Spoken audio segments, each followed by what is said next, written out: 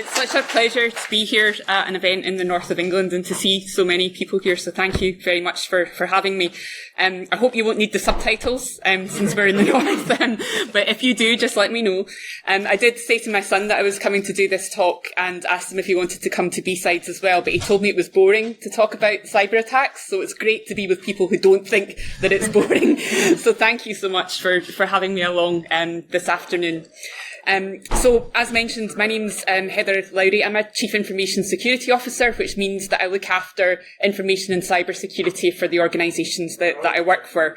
So I work in the higher education sector. Previous to this, I worked for Scottish Government, looking after the census in Scotland, and currently I help with cyber security in the higher education sector at the University of Manchester, just down the road from Leeds. So it's great to be here in Leeds today with so many fellow cyber and infosec professionals and enthusiasts. So thank you very much for having me here. This talk is about responding to cyber attacks, but really it's also about never letting a crisis go to waste, which is something that we do regularly in our careers and in our lives as security professionals. So I'm going to talk to you about my experience of essentially how I spent last summer with my team responding to a cyber attack, but how we recovered from that and how we made sure that we were building resilience as we came out of that. So it's really about the art of recovery. Attacks happen, but how do we recover from them? That's the theme here. So to introduce you to my institution, we are the largest single-site university in the UK, and we have one of the largest and most diverse student populations in the UK. We work very closely with colleagues in the higher education sector, including some colleagues that I recognise here. And we are part of that broader sector and that broader community within the UK. We are a large single-site institution, and we have a lot of sensitive assets to protect, and we have a lot of stakeholders and a very large and diverse student population that we work with. So higher education faces a number of challenges in terms of dealing with and responding to cyber attacks. We are very much on the front line. But the principles that I'll speak about and our experience is shared in other sectors as well. But we are, higher education in the UK is very much at the forefront of dealing with the cyber threat and attacks on the sector, and learning and building resilience as we recover from such attacks. So the context, just to give you some background to the story that I'm going to tell here. Last year, I arrived in position in Manchester, so straight off the train, a few weeks when these events happened. We were subject, like many other institutions, to a significant cyber incident. It's not unique to the University of Manchester or to higher education, but this incident happened a few weeks after I arrived in post. We worked through that last summer, and we are in the position that we're building resilience coming out of that, and that's the focus of the talk here. So that's the context. What I'll speak about is a little about the incident itself. Many of you will have experienced such incidents as well in your own institutions or organisations, so you'll be familiar with it. The response strategy, so how we strategised our way out of the incident, which is the key point here, and how we are looking to build resilience with other partners across the sector and indeed in other sectors going forward. So that's the structure of what I'll talk about. I'll also try to stay at the lectern, so thank you very much for the reminder on that. And we'll go through. I'm very happy to take questions at the end. We've got plenty of time for questions at the end as well. So the incident itself, not going into the details of the incident, but in broad context, to speak about the reactions. So what happens? What do you do when you know that an incident like this has happened? So this was my experience. Round about, I think it was 8:30 on a Monday morning, I had gone into work and I was chatting with my head of cyber security operations, fantastic colleague who had just been promoted into the role as part of building the new function in the university. And he sent me a message on Teams. We were just preparing for the week ahead. He sent me a message with a bright red exclamation mark. I think we've got an incident. So what do you do when you get that message on a Monday morning? How do you react? And it's really the immediate reactions that are critical and that are important in being able to deal with incidents such as this. And many colleagues will recognise this scenario. So we received a report that, or a claim that a cyber criminal threat actor had claimed to have exfiltrated data. Such reports happen. There's a lot of signals in this kind of environment, but within 30 minutes we had assessed it to be a credible claim, although it's important to note that systems and data remained available at all times to the university throughout this incident. The important thing is that the crisis response plans were immediately enacted. So having a crisis response plan, not just a cyber incident response plan, but that crisis management structure and a crisis response plan in place was really important for us to be able to deal with the fact that this may be a cyber incident and there are technical aspects to that, but really it's a crisis and it's how you respond to a crisis that counts. So back to the point about never letting a crisis go to waste. We had support from many partners as part of this response, so from the National Cyber Security Centre, from NCA, from JISC in the higher education sector, from the North West Regional Organised Crime Unit and others internally and externally.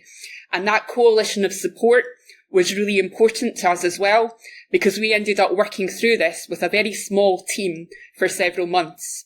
So knowing that you had that external support and you had those partners in the broader community to help was really important for us to be able to maintain our morale and to work through what was quite a complex and you know, it was a marathon, not a sprint, essentially. So that coalition being in place from the start was really, really important to the team. We also had support from suppliers with forensic capabilities and technical advice. So universities may not have, you know, it's not cost effective necessarily to have every skill internally, but knowing when to work with partners and when to reach out for that support was critical to us as well. So those immediate reactions stood us in very good stead. And we were able to relate back to other crises that had happened and to draw on that muscle memory and that institutional memory. So this may be a cyber incident, but it's really how you deal with a crisis situation. The attack itself, not particularly noteworthy. There was reconnaissance and privilege escalation and a level of sophistication in terms of persistence and covering tracks. Important to note, it was scripted and not targeted access, but such attacks happen. The fact that attacks happen is not the key point here. It's how we respond to them and how we recover from them and build resilience going forward and continue to operate during the incident period. So how did we respond? And this is really the key point. The immediate reactions meant that we were able to stand up a crisis response team and we had that full institutional support. But we also thought about our strategy. So not just the incident response phases that all of you will be familiar with from NIST and other frameworks, but how were we going to strategically respond to this crisis situation, cyber incident? And what we did was to put together a roadmap and to use this to communicate throughout the institution and more broadly with our stakeholders. So there were really 3 phases that we worked through. Stabilisation was the first phase, and that went on throughout last summer. So that was really after the immediate event. It was helping us to complete containment and eradication. So the contain and eradicate phases of the security incident handling frameworks. And that was really about making sure that we were able to contain, eradicate and move towards recovery. And that phase was in place for until the end of August. So that's the first phase, the stabilisation. And really the kind of the emergency surgery part when an incident has just happened. But then moving out of stabilisation, we had an assurance point that at that point we said we are now ready to move forwards into restoration. So looking to restore some of the key services that had been impacted. So in the initial phase, it's very much about locking down and having additional controls in place while you're dealing with an active threat. But then moving into restoration, being able to open up a bit more in a controlled manner and restore key services. So that was the next phase that we worked through. And this helped us to communicate across a very large institution with many stakeholders internally and externally what we were doing. And really during the restoration phase, that was about recovering services and connections and having greater confidence across the estate to enable us to open up further. But we knew at that point, when we went through the next assurance checkpoint, we knew that the work was not done. So we were then moving in to a security improvement phase, so a transformation phase. And this is really about a future-proof and sustainable target state. And the key point here is not just dealing with the immediate incident, but also not letting the crisis go to waste and thinking about the improvements that need to be made to ensure that we are more resilient against future incidents. So continually improving the security situation so that we can deal and we can minimise the impact of future incidents, because such incidents happen, attacks occur, but what we want to be able to do is to build resilience, to reduce the impact of them so that we can continue to operate and we can move forward with an improved posture. So this was the third phase that we worked through. And at this point, the target here is to have, a frictionless and supportive user experience. So to the end user, there is less impact working through this phase of the strategy. Now, throughout all of this, it was really critical that we had agile and dynamic risk management in place, and we had support across the institution to help us with that risk management. So we could not predict all of the immediate and emerging risks that we were dealing with in such an uncertain and dynamic environment. But what we could do was to make sure that we had tight control over all the risks and issues with our business partners, with our risk and compliance partners, with professionals across the university. So not just the cyber incident response team, but the partners in other areas of the institution that could help us with the dynamic and agile risk assessments that we had to do. We had to balance security and business needs, so being able to continue to operate when there's an active threat, when you're dealing with a cybersecurity incident, it's a very delicate balance between the security needs. The reaction is often to shut down. That is the easier situation to deal with for security professionals, but we had to continue to operate and to support critical services during this period as well. So it was about balancing security and business needs, and that was key. Having partnership with business areas who understood their risks enabled us to do that as we dealt with this situation. And fundamentally, it was about being pragmatic in the way ahead and adopting an architectural view. So having a view of our security architecture, of our enterprise architecture, of how we could move forward from the crisis situation and build back better so that we were recovering, but also we were more resilient going forward. And key to all of this was having the governance and coordination in place. So executive engagement from senior leadership within the institution, delegated accountability to the lines of business where business owners could make decisions about their areas. So having business continuity plans in place, having contingency plans in place so that if we did have to take services offline, users, stakeholders were not impacted because our business teams had thought about contingency plans and workarounds. And we don't know that centrally as cybersecurity professionals.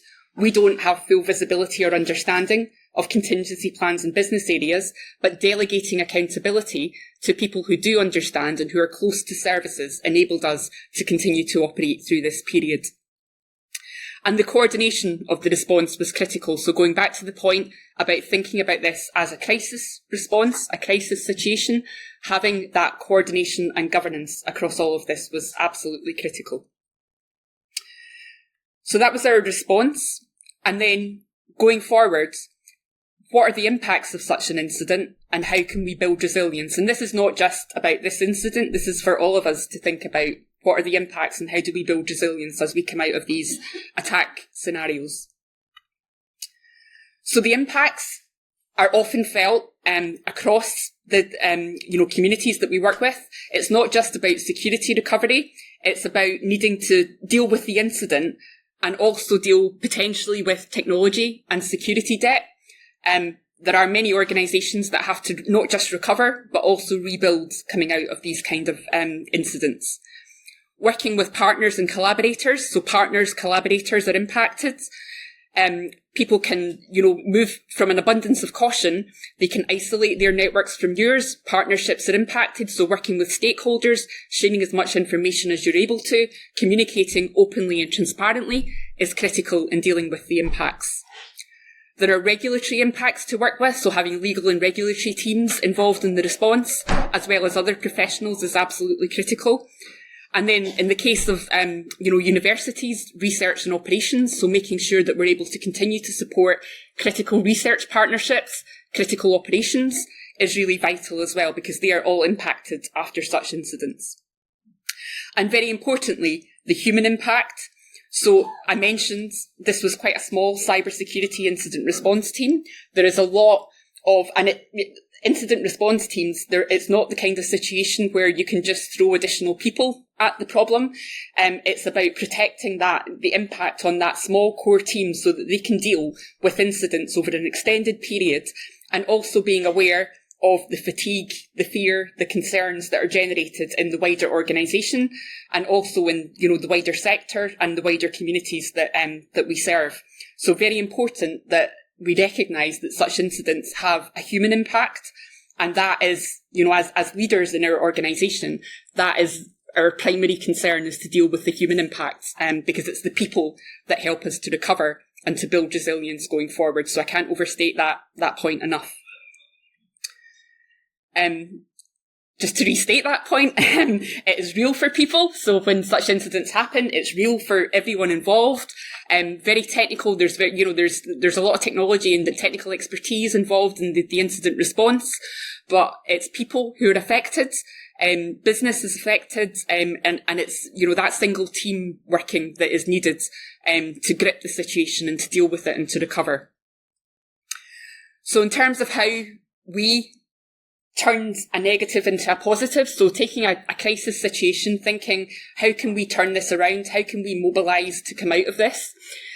The way that we dealt with this was to think about how can we create a shared vision that everyone can get behind, that, we are thinking positively about the road ahead, not just the crisis situation that we find ourselves in, because that lasts for a finite period of time, but what's the vision? Where do we want to get to? So the values that we wanted to work around, we spoke to our stakeholders about, and we wanted to collaborate. We wanted to collaborate across the institution, externally, internally, and we wanted to improve our security posture. So that was a value that everyone was aligned around. Increasing our capability and capacity was important to us, and rationalising as well for efficiency. So that was key. And fundamentally, it was about embedding architecture and assurance into everything that we do. So building that culture of assurance and having security architecture embedded in everything that we were doing as part of our rebuild and recovery effort was fundamentally important to us. So our vision is that we want to be world leading in securing our university. We want to enable sustainable, collaborative and frictionless, safe and secure teaching, learning and research. So fundamentally, we are here to support the business goals and the business mission, and that is about teaching and learning, research and discovery, and social responsibility. So having security completely aligned to the business goals and supporting the business mission was critical for us. And finally, we've built a security strategy off the back of all of this. We've published it last week. And what I want to highlight here is the principles that we're building on. And these principles apply across the sector. So this is across higher education. It's Universities UK guidance, but it also applies, I think, more broadly to other organisations, which is why I want to share it here as well. So we are not just looking at this as a technology issue or technology solution. Technology is fundamental, but there are 4 pillars that we're working across from a strategy perspective. And it's about governance, assurance, technology and culture. So governance, having an embedded approach to identifying and managing cybersecurity risks is fundamental for us and for many of the organisations that we work in. So security governance will be different in different organisations, but fundamentally we need appropriate governance in our organisations to enable us to manage cybersecurity risks.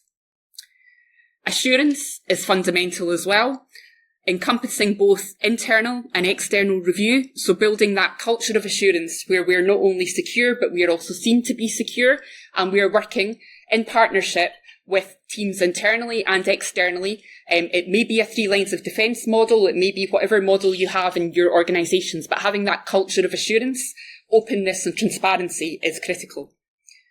Technology, I mentioned. There's a broad range of systems, services and infrastructure to deal with in the environment that I work in. It's a very complex technology estate, and I'm sure many of you also have very complex technology estates. So rationalising and simplifying for efficiency is fundamental there as well. But just finally, I want to highlight the importance of culture, because although this is the last point on the slide, I think in many ways it is the most important pillar here.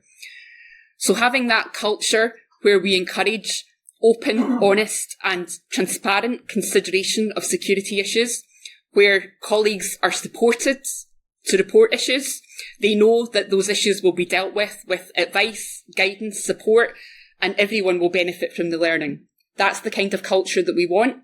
As universities, we are well positioned to build that kind of culture, but I would also commend it to all of you in your organisations to have that open, transparent culture and to build that risk and security culture that everyone can share learnings from such incidents.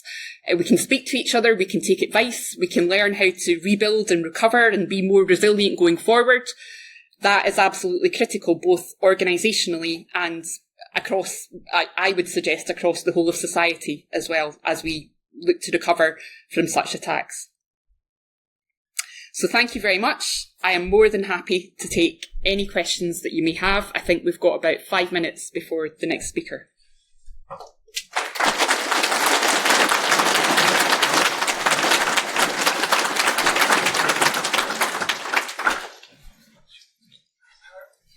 How did you get people to, you see you've got a compelling event, that should negate if you're starting now on any of the activities that you're talking about. How did you get buy-in from the other parts of the organisation? It's a really difficult thing to get people to take on the challenge of security. Yeah, it's a really good question. I think it goes back to having a strategy that everyone can get behind. So a vision that everyone is aligned to. Having a strategy and then how we execute on that strategy. So in the case that I'm talking about here, there was already investment and planning in place for initiatives. So it wasn't just as a result of a compelling event, but having that clear strategy that you can build business cases and investment around is how I would approach that. How did you manage the communications to all the different audiences? Yeah. And a university students probably known for being very active on social media. Yeah. And the last thing you want is them saying something they shouldn't. So how did you manage the different communications? Yeah, it's a really good point, and I think it speaks to the importance of having communications teams completely embedded in the response team. So in this case, we had, it wasn't just the cybersecurity incident response team. I mentioned that we had other professional areas involved as well. So we had our corporate communications team fully embedded in that response structure. So the response team at we spoke about gold, silver and bronze command. At the silver command level, the communications team was working hand in hand with myself and other colleagues with other areas of professional expertise. And that's so important in any cybersecurity incident response, to have comms fully working alongside the technical incident response team. With an institution like a university, obviously students come some for a short period of time, some for 2-3 years. How do you keep building a culture in a place that has such a big shape in people in it? Yeah, I think it goes back to the point about values. So, any organisation, universities, others, that we have shared values, and it's about, that kind of culture carrying. So the tone at the top is fundamentally important in that case. Clearly, this incident cost some money. Yeah. Do you think you had enough resources and financial backing before the incident? How much does it change for the future? How's that being shared across the sector? Yeah, so it's a good question. So such incidents do cost money. They have an economic impact, and there's work going on to model what those impacts are. And to the question on sharing across the sector, some of this building resilience is actually about building shared capability and infrastructure. So I think that's work in progress to think about the equities there. But such incidents do have a financial impact, and that is quantified. And then it's about the prioritisation and the investment, back to the other question that was asked, building investment priorities aligned to the strategy going forward.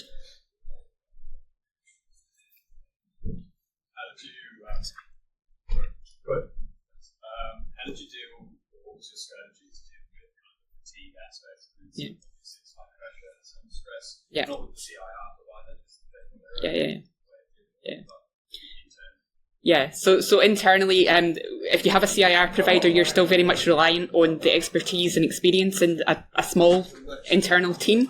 So two ways that we dealt with that. Fundamentally, it's about leadership and having strong leadership in place to support the team and thinking about protecting the team first and foremost. Having partnerships and collaborations in place so that the team never felt that they were dealing with this on their own. And then back to the point about, approaching it as something that we could turn into a positive. So, the fact that events happen is not the point. It's about how we move forward positively and constructively. So having that shared vision that we were working towards. So plans very rarely survive execution. You come to them. You'd obviously just go into the organisation. Plans were in place already, I'm guessing, in a lot of those areas. How did you handle changing things in real time as you were working through the situation, as things really evolved and grown? Yeah. So to me, it's about empowering the teams to deliver. So that's the key point in terms of execution. So having, in this case, empowering small teams, very expert in their areas, giving them the resources and the delegated accountability, responsibility to do what they had to do. So fundamentally, it was about empowerment. Is there anything that you wish you had in place that, looking back, you thought, It's always possible to look back and think there are things that I wish had been in place, but I couldn't have asked for better people to work through, and that's the key point here. So having a strong team, great people that can help to work through these incidents. So I wouldn't say there was anything that I would have wanted. That such things happen. It's about how you respond to them looking forwards. That's my perspective on it.